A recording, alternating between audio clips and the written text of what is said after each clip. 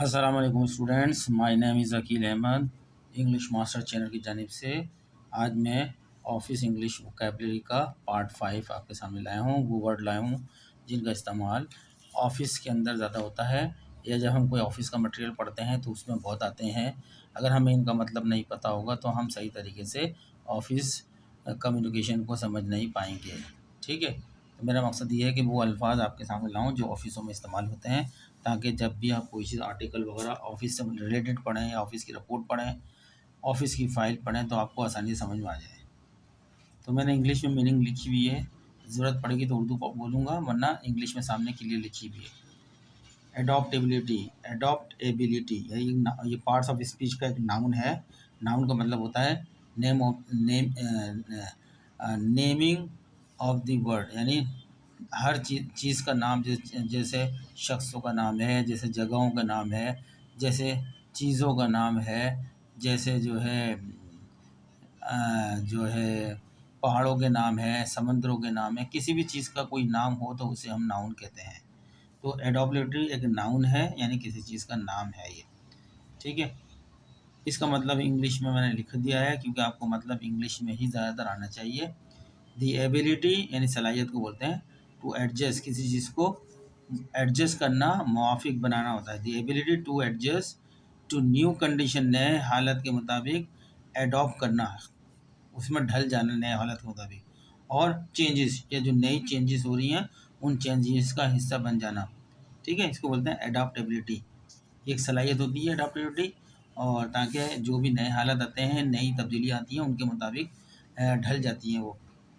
एडॉप्टेबिलिटी, ये इसका सेंटेंस बनाया है। एडॉप्टेबिलिटी इज़ अ वैल्यूएबल स्किल, ये बहुत कीमती फ़न होता है। इन टूडेज़ वर्क प्लेस, आज जो हमारे यहाँ काम हो रहा है जिन जगहों पे, वहाँ पे ये एक बहुत इम्पॉर्टेंट वैल्यूएबल स्किल होती है। ठीक है, स्पेशली ख़ास तौर पर with rapid evolving technologies and market, जहाँ बहुत तेज़ी से नई नई टेक्नोलॉजीज़ आ रही हैं और तब्दीली आ रही है टेक्नोलॉजीज़ में, मार्केट में भी तब्दीली आ रही है। वहाँ उन टेक्नोलॉजीज़ के मुताबिक एडॉप्ट होना होता है, यानी ढलना होता है, उस मार्केट के मुताबिक ही अपने आप को बनाना होता है। उसको एडॉप्टेबिलिटी बोलते हैं। लेकिन आप वही मीनिंग में जाइए जो इंग्लिश में लिखी है, तो मैं अपने ट्रांसलेशन कर देता हूँ आपकी आसानी के लिए। मीनिंग वही इंग्लिश में जो लिखी है। एम्पावरमेंट, बाइख्तियार बनाना, किसी भी शख्स को, एक आम आदमी को कोई किसी चीज़ की इख्तियार दे दो, पावर, तो बा एम्पावरमेंट हो जाता है काम करने का। ठीक है, द प्रोसेस ऑफ इनेबलिंग, एक प्रोसेस होता है किसी को इस लायक बनाने के लिए, और अथोराइजिंग, इख्तियार देने के लिए एक प्रोसेस होता है। एन इंडिविजुअल, किसी फ़र्द को, टू थिंक, बिहेव और टेक एक्शन, वो सोचे, सलूक करे या एक्शन ले, ऑटोनॉमसली, आज़ाद तौर पर, यानी जब मेरे पास इख्तियार होगा तो फिर मुझे कोई टोकेगा नहीं। जो भी मैं एक्शन ले रहा हूँ मेरी मर्ज़ी, मैं अपनी मर्ज़ी से एक्शन ले सकता हूँ। मैं बिल्कुल इख्तियार होता हूँ, जो एक्शन लेना चाहूँ उसको बोलते हैं एम्पावरमेंट, किसी चीज़ की पावर मेरे पास है। आवर कंपनी, ये इसकी एग्जाम्पल है, सेंटेंस दिया है। आवर कंपनी प्रोमोट्स करती है एम्प्लॉय को, क्यों करती है एम्प्लॉय को? एम्पावरमेंट, बाइख्तियार बनाना होता है उनको, बाय इंकरेजिंग, हौसला अफजाई करते हुए, them to take ownership of their project, अपने प्रोजेक्ट की ऑनरशिप को लें, वो अपना प्रोजेक्ट समझें इसको, इसलिए हम आपको बाइख्तियार बना रहे हैं। रेजिलियंस यानी जल्द मुश्किल से निकलने की सलाहियत। ये रेजिलियंस एक सलाहियत होती है, एबिलिटी होती है किसी मुश्किल से या डिफ़िकल्टी से बाहर आने की, जो है जल्द से जल्द बाहर आने की एक सलाहियत होती है, एबिलिटी होती है। द कैपेसिटी माने एबिलिटी, सलाहियत, टू रिकवर होने के लिए, बाहर आने के लिए, क्विकली, तेज़ी से, फ्रॉम डिफ़िकल्टीज, परेशानियों से, या टफनेस, कोई चीज़ें मुश्किल होती है उससे, सख्ती जो होती है, सख्त। इसका सेंटेंस है building resilience is important in a fast pace work environment to bounce back from setbacks. ठीक है, फ्लेक्सिबिलिटी, यानी ये भी नाउन है पार्ट्स ऑफ स्पीच में, इसके माने लचकदार। द क्वालिटी, खूबी होती है, ऑफ बीइंग एडॉप्टेबल और वेरिएबल, किसी चीज़ में चेंज होने की या एडॉप्ट होने की जो सलाहियत होती है, जो खूबी होती है उसको बोलते हैं flexibility. Flexibility in scheduling allows employees to maintain a healthy work life balance। Stakeholders यानी कारोबार में दिलचस्पी या तशवीश रखने वाला शख्स। इसकी इंग्लिश मीनिंग है a person with an interest और concern in something comma specially a business. Sentence है we need to consider the needs of all stakeholders when making important decision. Next word देखते हैं sustainability माने पायदारी होती है, कायम रहना।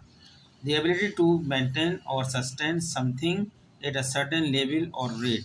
सेंटेंस देखते हैं our organization is committed to sustainability comma implementing eco friendly practices to reduce our carbon footprint full stop. Next sentence next word देखते हैं स्ट्रेटेजिक हिकमत अमली।